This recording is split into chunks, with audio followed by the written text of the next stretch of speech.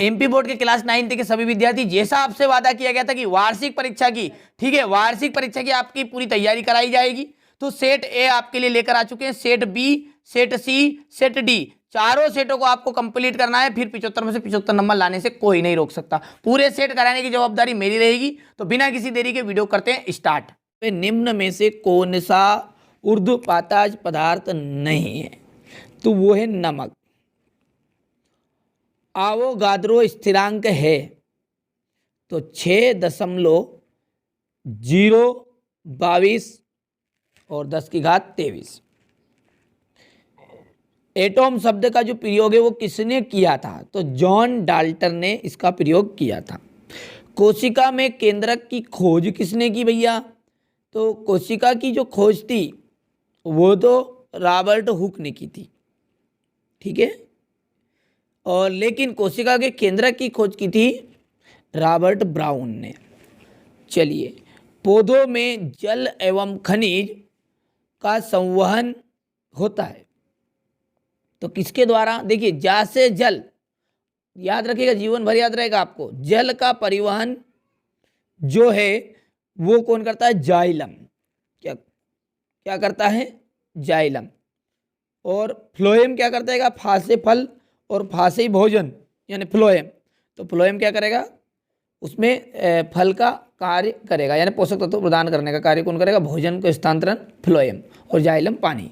विस्थापन में परिवर्तन की दर क्या कहलाती है? तो विस्थापन में परिवर्तन की दर होती है वेग।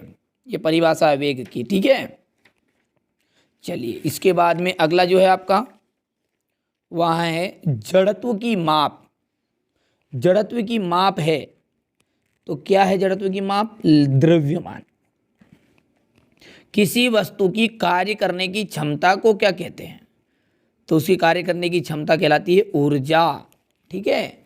चलिए, रिक्त स्थानों की पूर्ति कीजिए। 7 नंबर आपको इसको मिलेंगे। तापमान बढ़ाने पर कणों की गतिज ऊर्जा क्या होती है? बढ़ती है। विलयन एक रिक्त स्थान होता है तो समांगी मिश्रण होता है। क्या होता है?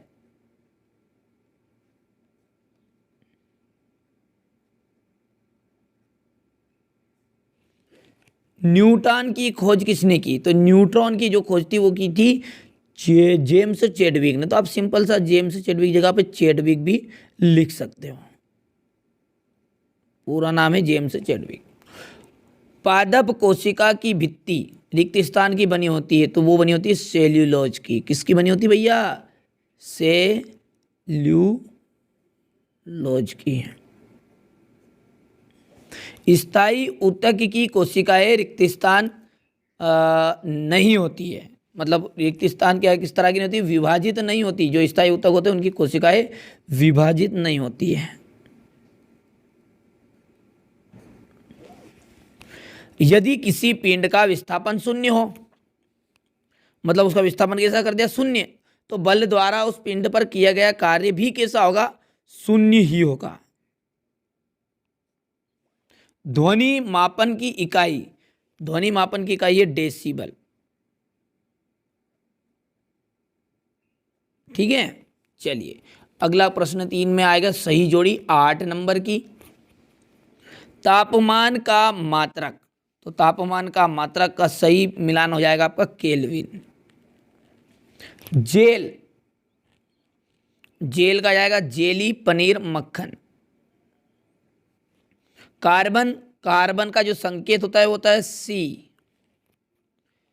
केंद्रक, देखिए यहां पर देखिएगा चौथे का जाएगा केंद्रक। केंद्रक क्या करेगा?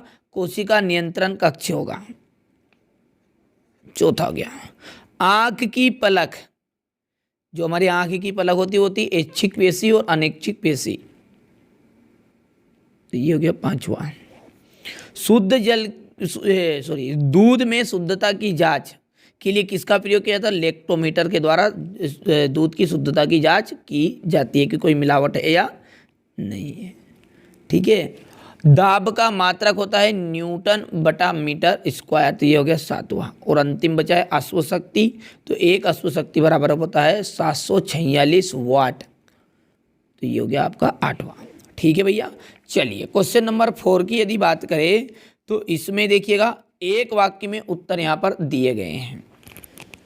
हमारे आसपास द्रव्य की कितनी अवस्थाओं में विद्यमान होता है, मतलब जो द्रव्य वो कितनी अवस्था में विद्यमान है, तो वो 3 अवस्था में विद्यमान है, ठोस, द्रव, गैस। ठीक है, तो यहाँ पर जाएगा 3। एक ही प्रकार के कणों से बनने वाले पदार्थ को क्या कहते हैं, तो एक ही प्रकार के कणों से बनने वाला पदार्थ रहता है शुद्ध पदार्थ।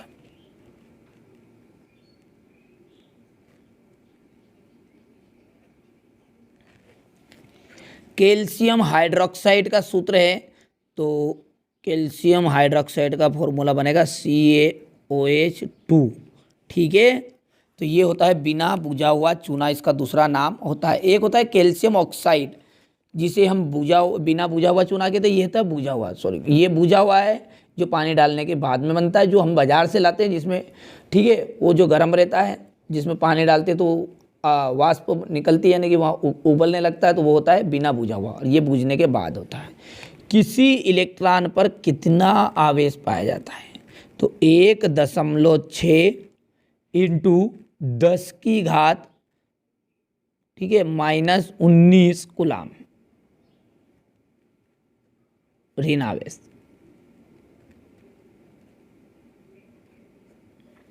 पांचवा देखते हैं कि वेग में प्रति सेकंड होने वाली कमी को क्या कहेंगे, तो देखिए इसकी जो कमी कहलाती है वो कहलाती है मंदन, तो यहाँ पर मैं लिख देता हूँ इसका मंदन। ठीक है, और ये हो गया आपका छठे का आंसर कि 2 या 2 से अधिक फसलों को निश्चित कतार पैटर्न में उगाने को क्या कहते हैं, तो कहलाता है अंतरा फसलीकरण। कुक्कुड़ पालन में किसकी उन्नत नस्लें विकसित की जाती है, तो भैया कुक्कुड़ पालन का मतलब तो मुर्गी, और क्या सीधी सीधी बात है, तो मुर्गी पालन या मुर्गी की उन्नत नस्लें विकसित की जाती है। ध्यान से समझिएगा आप, क्वेश्चन नंबर 5 से आपके 2-2 नंबर के क्वेश्चन आएंगे। ऊर्ध्वपातन की परिभाषा देनी है, उदाहरण भी देना है, गलनांक और कथनांक में अंतर बताने हैं, कोलाइड के 2 गुणधर्म आपको बताने हैं, और मिश्रण एवं यौगिक में अंतर, समांगी एवं विषमांगी मिश्रण को उदाहरण सहित समझाना है, भौतिक एवं रासायनिक परिवर्तन को के 2 उदाहरण देना है, रदरफोर्ड के परमाणु मॉडल की सीमाएं बतानी है। देखिए इन सभी का सॉल्यूशन भी मैं आपको उपलब्ध कराऊंगा। ठीक है, इसको जितने प्रश्न के उत्तर देखिए आपको आते हैं उन्हें कवर कर लीजिएगा, जो नहीं आते हैं उन सभी का अगले वीडियो में पूरा सॉल्यूशन भी आएगा, लेकिन प्रश्नों का स्क्रीनशॉट ले लीजिए आप अच्छे से और कंप्लीट कर लीजिएगा। ठीक है, अगले देखते हैं, कैथोड गिरने के कोई 2 प्रमुख गुण लिखने हैं, हाइड्रोजन के 3 समस्थानिकों के नाम और संकेत लिखने हैं, 3 कक्षाओं वाले बोर के परमाणु मॉडल का चित्र बनाइए, रंध्र के क्या कार्य है, कोई 2 कार्य आपको बताने हैं, हृदयक पेशी का नामांकित चित्र बताना है। ठीक है,